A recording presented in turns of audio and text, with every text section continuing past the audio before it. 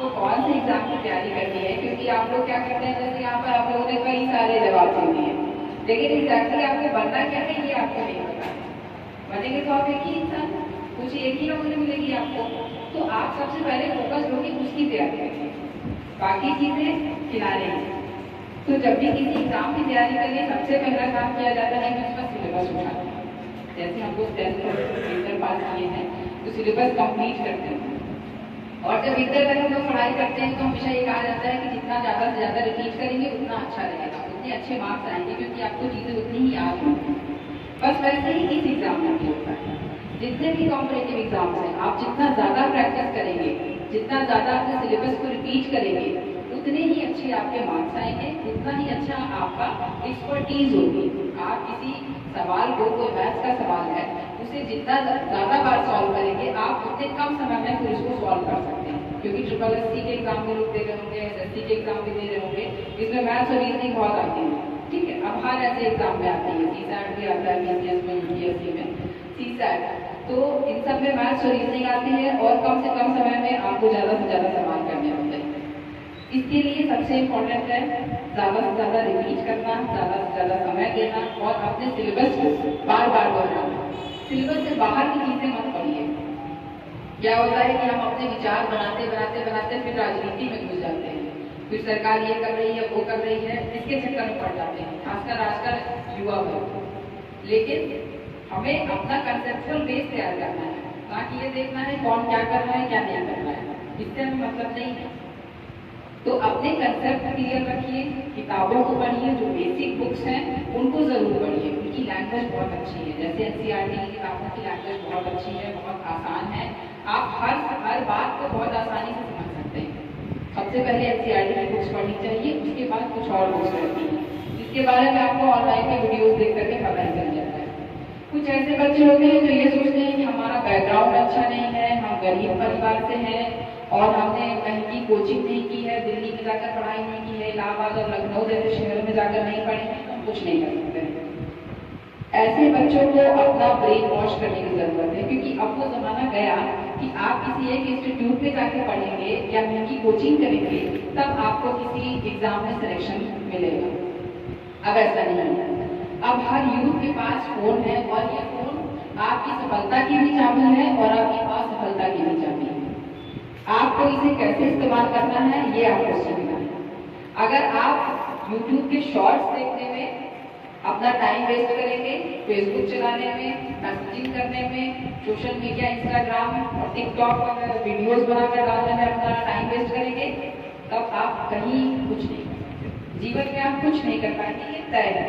इसलिए क्योंकि ये आपके जीवन का सबसे महत्वपूर्ण समय है, जो यूथ है, जो आपकी ये यंग एज है, यही आपके जीवन में ये तय करेगी कि आप भविष्य में कैसे रहेंगे, आपका भविष्य में परिवार कैसा रहेगा, आप कितने सफल होते हैं। इस वक्त अगर आपने जी तोड़ मेहनत कर ली अपने लक्ष्य को प्राप्त करने के लिए, तो आपके आगे का जीवन बहुत अच्छा बीतेगा और आपका परिवार भी बहुत सुखी जीवन व्यतीत करेगा।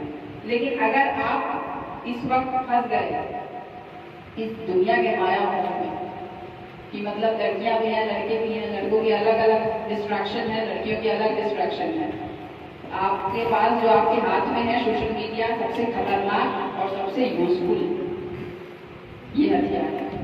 इसका बस कैसे इस्तेमाल करना है ये आपको आना चाहिए। दुनिया में ऐसी कोई चीज नहीं है जिसके बारे में आप सर्च करेंगे वो गूगल पे नहीं मिलेगा।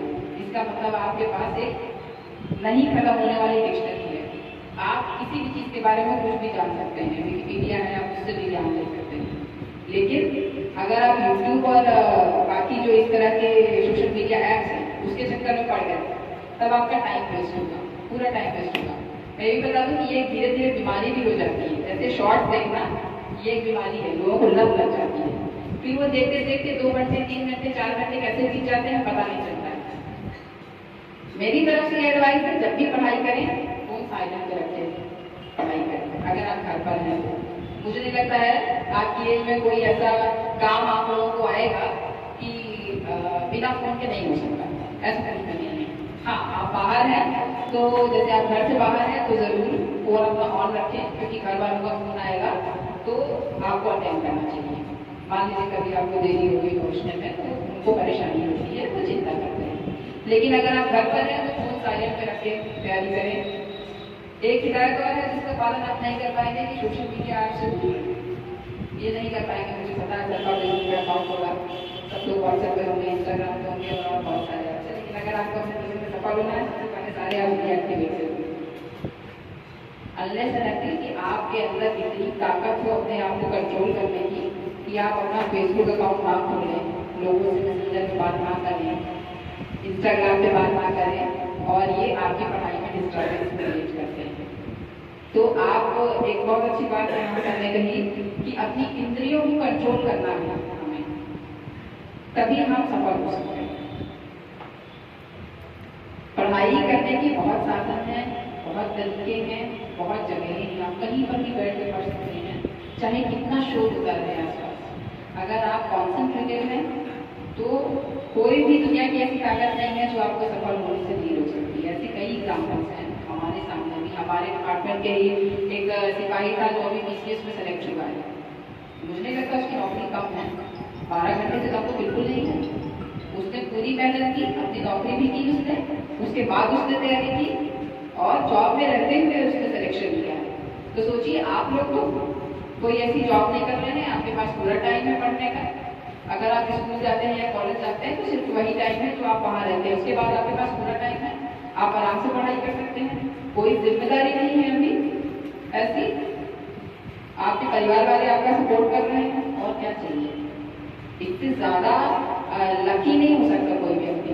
आप ये मत सोचिए कि हमारे पास ये नहीं है, हमारे पास वो नहीं है। आप ये सोचिए कि आपके पास क्या है, जो है उसमें संतुष्ट रहिए और उसके साथ आगे बढ़िए। इसके अलावा आपको थोड़ा जागरूक होने की आवश्यकता है। आप जो भी चीज इस्तेमाल करते हैं, आप फोन इस्तेमाल कर रहे हैं तो कोई इसकी वजह से आपका इस्तेमाल ना कर ले, कोई आपका फायदा ना उठाए। इसीलिए मैं कहती हूँ सोशल मीडिया ऐप से बहुत सोच समझ करके आप पोस्ट करें और उसका यूज करें, क्योंकि आजकल साइबर फ्रॉड्स बहुत हो रहे हैं।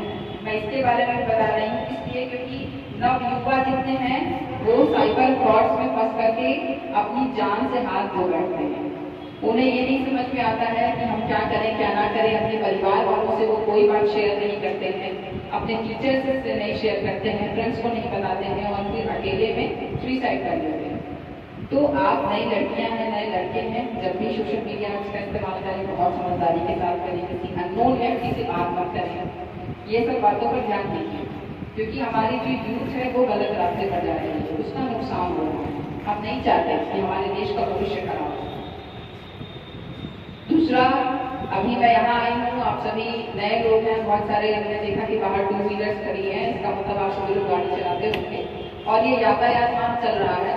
तो इसलिए भी मैं आप लोगों को इस बारे में जागरूक कर दूँ कि अभी कुछ दिन पहले की बात है, 32 साल के लड़के का एक्सीडेंट हुआ था और उसकी मृत्यु हो गई थी। क्या उम्र है 32 साल? कुछ नहीं है। सोचिए, नए नए लड़के हैं और एक बार मैं 2 महीने पहले की बात है, UPSC की तैयारी एक लड़का कर रहा था और उसका एक्सीडेंट हो गया था। वो 2 व्हीलर से जा रहा था बाइक से और उसकी मृत्यु हो गई। तो आपके सारे सपने तभी पूरे हो सकेंगे जब आप स्वयं का अपना ध्यान रखेंगे, सभी नियमों का पालन करते हुए आप आगे बढ़ेंगे, ताकि आपके जीवन पर कोई खतरा ना हो। सबसे पहले अपने जीवन को बचाइए, उसके बाद अपने मन को बचाइए समस्त बुराइयों से, तब जाकर के आप अपने जीवन में सफल होंगे। मेरी तरफ से आप सभी को बहुत बहुत शुभकामनाएं। मैं चाहूंगी कि आप पढ़ करके इस क्षेत्र का, गुजराय का नाम रोशन करें। न्यूज़पेपर में आप लोगों के बारे में मिले कि इस बच्चे ने इतनी समस्याओं का सामना करते हुए और हर तरह की स्थिति में पढ़ाई करते हुए ये एग्जाम निकाला, BCS का एग्जाम निकाला या UPSC, जो भी आपका क्षेत्र है, बैंकिंग की आप तैयारी करते हैं, कोई भी तैयारी है, आप उस क्षेत्र में आगे बढ़े। हम चाहेंगे कि हमारे क्षेत्र का नाम रोशन करें आप बच्चे। धन्यवाद।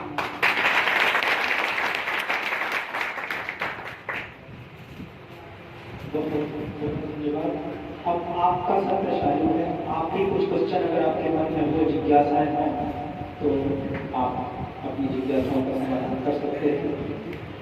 ऐसे क्षण, ऐसे अवसर बार-बार नहीं मिलते और बड़ी ही सरलता और सहजता और उतनी ही गंभीरता के साथ उन्होंने अपनी बात को रखा है आपके समक्ष। और कई ऐसे बिंदुओं को आपको बताया जो वास्तव में आपके जीवन को देखो, एक नौकरी पाना ये एक पक्ष होता है और एक अच्छा इंसान बनना ये भी एक महत्वपूर्ण पक्ष होता है, उतना ही महत्वपूर्ण होता है। और यहाँ आदरणीय विद्या मैम ने जो बताया है वो न केवल आपको नौकरी के संदर्भ में बल्कि आप एक अच्छे व्यक्तित्व का, आपके व्यक्तित्व में अच्छा एक इंसान सृजित हो, ये भी कहीं ना कहीं भूमिका आपको बताई। आज सोशल मीडिया के जमाना है, जब उस समय हमारे लिए वो एक चुनौती है और एक अवसर है।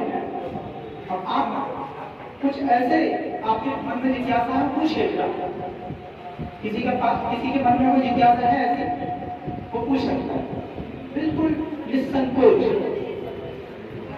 ये आपकी दीदी की तरह है।